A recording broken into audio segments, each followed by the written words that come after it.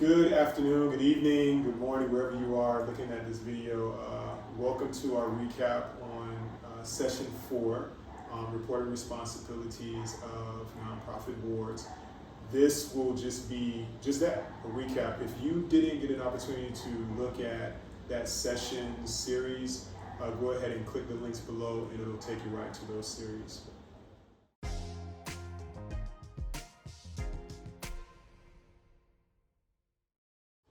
That's a great question, and the way that I think I'm going to answer that question is in 2 parts. The first part is making sure that everyone is familiar with the 990, they know what it is and know how it relates to the nonprofit itself, so that's important. The second part would be to align yourself with a good tax professional or a good accountant. I think that's always important, no matter how big or how small the nonprofit is to align yourself to a good nonprofit, a good accountant or a good tax professional. The reason why is you may, as a board, be able to complete sections and subsections of that particular form, but you're going to need somebody to review that for me. You'll see why. We're actually going to do another recap session as an addendum to this one, so a part 2 that just looks at the 990, so you'll know exactly why I'm saying what I'm saying, because it's important. It's that form is reported to the federal government, and they're looking for the information to be reported accurately and responsibly, and it's a lot of information on that 990. So again, making sure that everyone is familiar with it, they know what it looks like, they know what it is, what's it called, and making sure that you have or align to a good tax professional or accountant, CPA.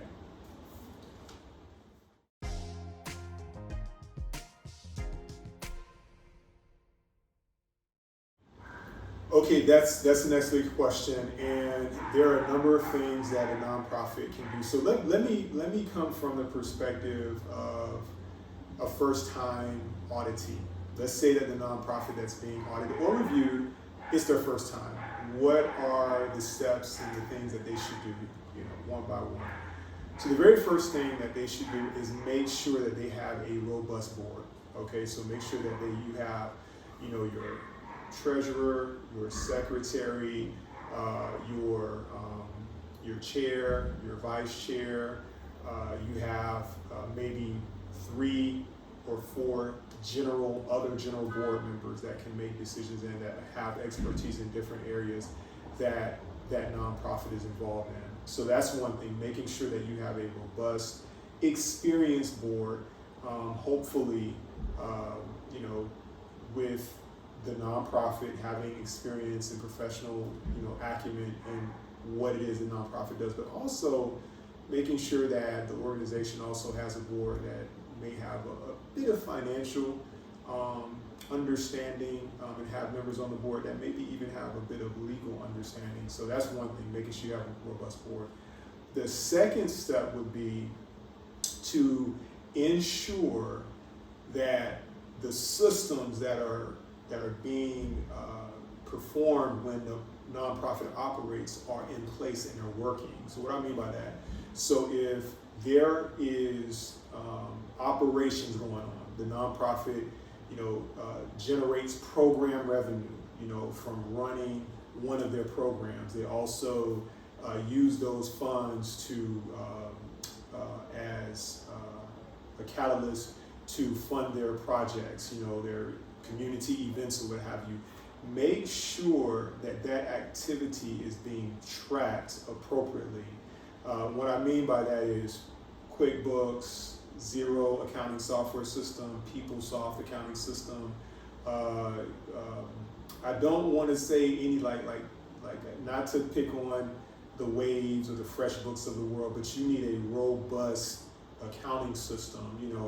It doesn't have to be like Oracle or anything like that, but you want it to be maybe QuickBooks. At least and then zero accounting software. You might have PeopleSoft. So you want it to be robust enough that it can capture that volume of activity. Again, generating program, because this on top of the program revenue, you need to make sure that it's also tracking the donors, right? Keeping, abreast of how much, I'm giving in a year. I might give, to one organization 3 times a year. First time, $100, second time, $500, third time, $1,500. I need my statement at the end of the year to show me, hey, thank you a lot for contributing to the nonprofit. Thank you for your giving, and I'm going to use that on my tax returns as an individual. So you need to make sure that that's happening. So it's a lot of things that you need to make sure are in place. Why is that important? That's important because, and one other important, there's other things, but these are like key critical areas. What you want to do before you seek a accounting organization, an accounting firm, a CPA firm to do your review or to do your audit, you need to form a finance, i.e. audit committee. You need to form that, and it needs to be a subset of the board of directors, okay? They're the ones that are tasked with seeking out a few options for the board to select from. Hey, these 3 firms. You're going to have each partner from each firm come in and speak to us and let us know about their firm and all this other kind of stuff. And you and the board can select what firm they want to engage themselves in to do the review and do the audit. So that's important. But why are these steps important before that even occurs, before we even bring the reviewer in or bring the auditor in? Why is having a robust board, making sure that we have systems in place that are operating, that are capturing our financial data efficiently? Okay, it might not be effective, but we want to make sure that it's capturing it efficiently. That we have personnel in place that have know-how. It could be a bookkeeper, but they have some know-how on how to track and trace activities. Why that's important is because a reviewing CPA firm or an auditing CPA firm may look at your process and say, we can't audit you. You don't have the appropriate systems, you don't have the appropriate policies, you don't have the appropriate personnel for us to audit you. There's nothing here to audit. So you want to make sure that there's something there to audit, and that's why it's important to take those steps first. So you might not be there, and a lot of you might not be there yet. So what's on the agenda? What do I recommend to you all that aren't? You're not there yet. You don't have QuickBooks, you don't have zero accounting software system, you don't have PeopleSoft, you don't have any type of personnel that's doing a type of bookkeeping for the organization. None of that is going on. No capturing of activity is going on. What do you need to do? Well, this year you need to take the time and identify someone who can start to track the day-to-day operating activity, the purchases that we're making, the donations that we're receiving, the uses of those funds to do community projects and cleanups or whatever we're doing as a nonprofit. And we need to be able to track that on a day-to-day basis, then report back to the full board monthly, quarterly of that activity. This is the financial activity that that's showing up because of the operations that we've done last month. This is the financial statements for the activity that we captured in the last quarter. And there's a board discussion, review, hey, why is this cost so high and last month it was low? We need some of that too, because that goes in the board minutes. That gives the auditors and the reviewers something to hang their hat on to say, okay, this financial information is used, it's important, it's valued, and it's being used in an appropriate way. So you need systems, you need things in place, people, personnel, all of that needs to be there before you can even have a review and have an audit. So I think task-wise, That has to be. So again, a lot of you might not be there, and that's okay. That's okay. But you can get there. You can get there, and you don't have to be the wealthiest nonprofit in the world. You just have to be more strategic about what you're doing and how you're doing what you're doing. That's all. And some of you might not need it. You might not need to be there, right? You're a nonprofit and your operations is 3 days a year. You come February, Valentine's Day, maybe do something, for the community that day. You might do something Christmas, and you might do something for Labor Day or something like that. You might not need that, you might not need an audit and things of that nature. For an organization, we're in here every day, we're operating, we're doing our thing all the time. Listen, that you need one. Revenue's coming in, donations coming in every day. Every weekend, we're doing something with the community or with our programs. You need to get something in place. And that's basically, I guess, sums up the task. I hope that I didn't confuse anybody. I hope that was helpful.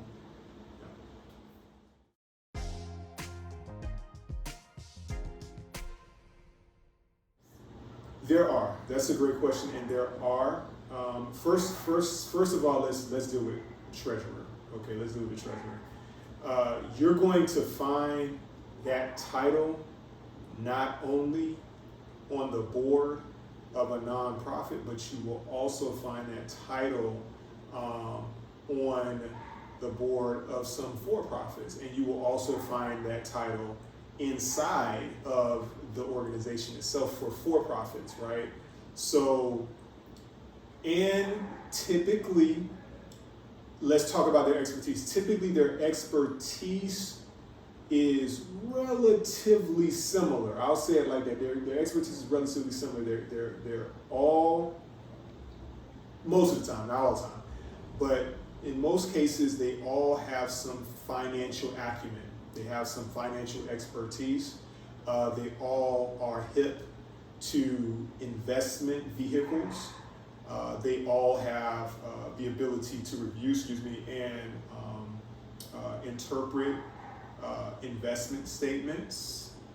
Maybe not in detail, but they all have, they can digest and communicate investment statements, unrealized gains, unrealized losses, realized gains, losses, management service fees, dividends. They can interpret that information, and they all have relationships. I shouldn't say all, in most cases, because some organizations are not big enough to do what I'm about to say, but they all have relationships and communication with the broker, right? And the broker is the organization that handles the investments, right? They're the ones that do the trading. They're on Wall Street doing their thing, and they manage the portfolio of the nonprofit. They manage the portfolio of the for-profit. They're portfolio manager, and so they're the gatekeeper basically when it comes to information and funneling and communicating what that broker has said to the masses, to their boards, to their executives, whoever they might need to be communicating to. So those are the similarities, right? And there are more. The difference is here. When you look at it, we're just looking at the treasurer that's titled inside of the organization. They have their office in the for-profit organization, and they're the treasurer. They get a salary, and they're working for the organization, versus a treasurer on the board of a nonprofit. Here's where their roles start to deviate. Some drastically, some not so drastically, some very, very subtle. With smaller organizations, it's subtle. It's hard to distinguish between the two because they're the small organization. But for bigger nonprofits, they start to deviate in this respect. The treasurer inside of the for-profit is reporting the information up to the executive, to the CEO. CEO communicates up to the board of directors. The treasurer on the board of a nonprofit is the board. They understand what's going on with the broker, with the dealer, with all that. They have that understanding. They report their information to the board, right? So they do it. The other difference is the treasurer on the board of the nonprofit is not reporting up to the executive director or let's say the operational manager. We'll say it like that, so we can distinguish between the board and the management. So the lead manager in the operations of the nonprofit, they don't report to them, but they do communicate with them. Because the information that they're looking at, yes, it does impact them as well. But they, as a treasurer, need to understand the information, right? They're not making decisions at that level, but they need to understand the information, and they may have a better understanding than the head manager. So sometimes they will communicate what they're understanding, right? But that manager, that executive that's in the nonprofit, running the nonprofit, they're the decision maker, right? So the treasurer will, be at both levels, but they have to maintain their aura, their essence of a board member. They're not management. Okay, it's hard to do sometimes with smaller organizations because, they're the ones that are handling the retirement, managing, because that's part of, treasurer, the assets, dealing with assets, pensions and things, that's assets. So that's part of the treasurer's role too. And it's difficult with smaller nonprofits because they're the ones with expertise. The staff, the volunteers don't have the expertise, they have the expertise. So you might not see the differences with smaller nonprofits, but with bigger ones you do. So I think those are the major similarities and differences with the treasurer, that role, treasurer.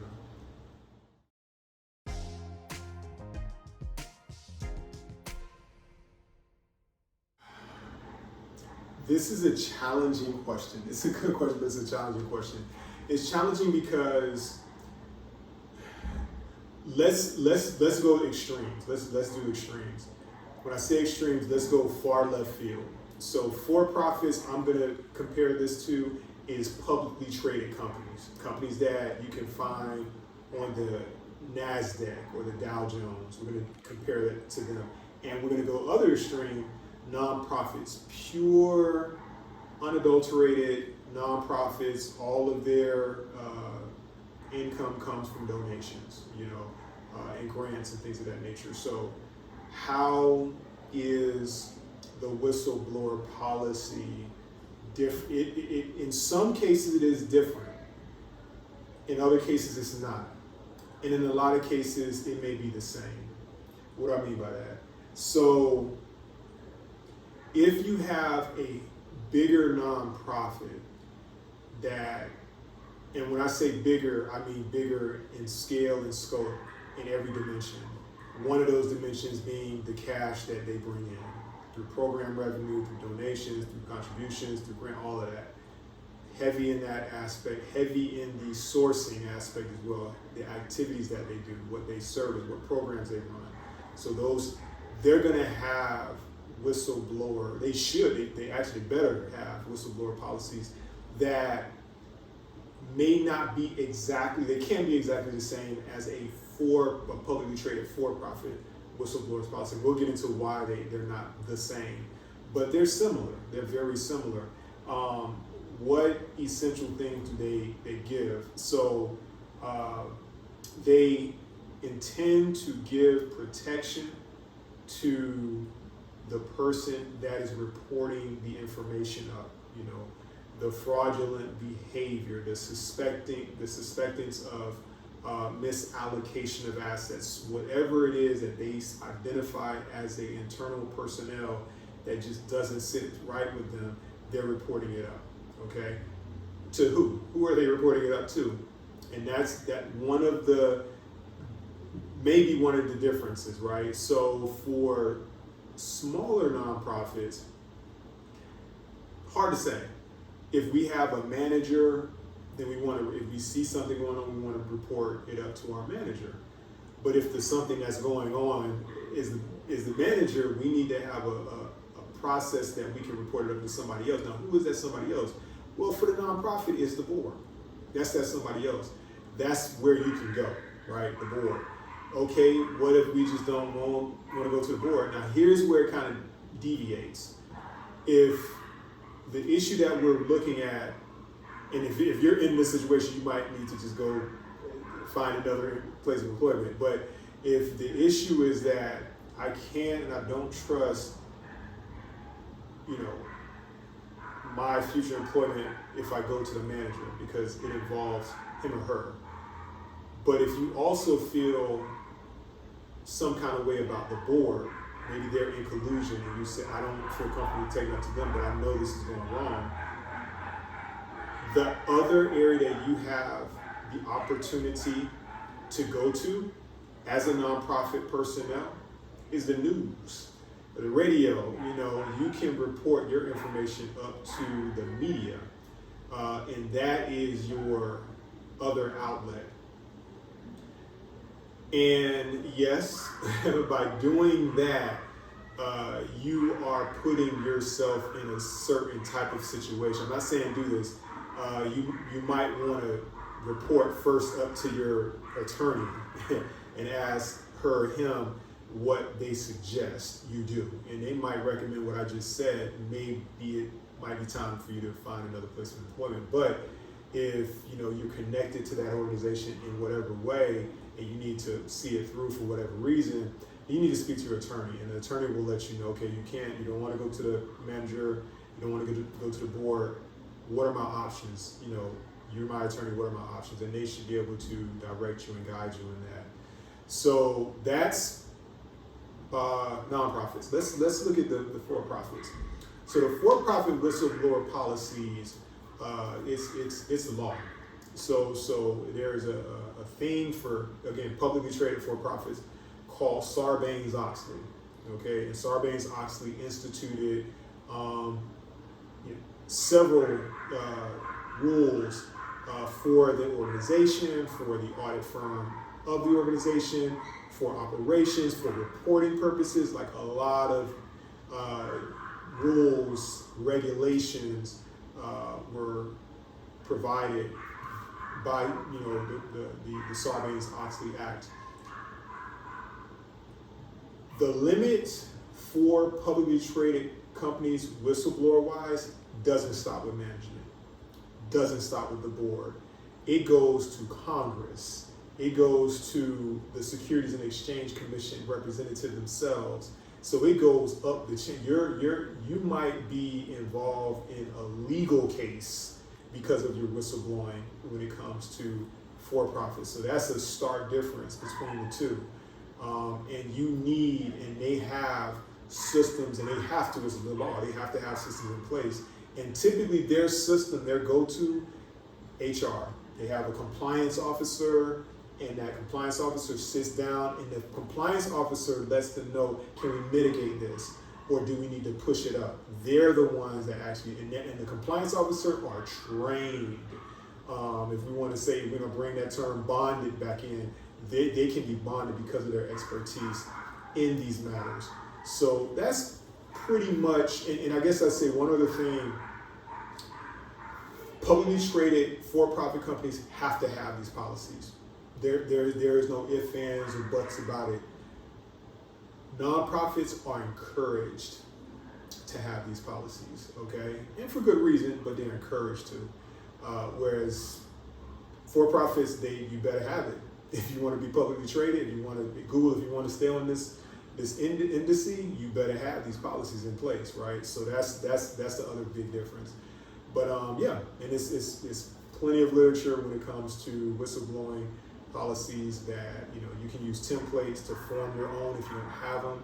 But they're very important. I mean, especially if you are moderate, not even moderately, but a successful operating nonprofit, operate every day of the year, and you service the community, you might want to get some policies in place.